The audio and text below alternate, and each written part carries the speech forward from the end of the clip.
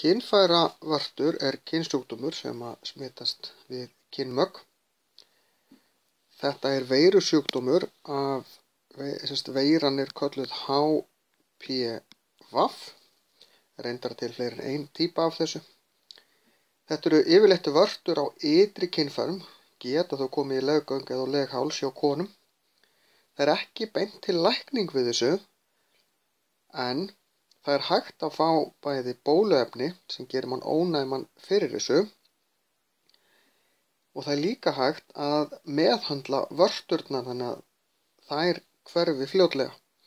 En ef það ekki gert, þá getur það tekið mjög langan tíma, jafnvel einhver ár fyrir vörturnar að fara. En þetta ekki þannig að maður sé alltaf með vörtur, þær geta komið og farið. Eina vörnin við þessu eins og öðrum kynsjúkdómum að nota smokk. Og þetta getur verið mjög hvimleitt að vera með kynfæravörtur.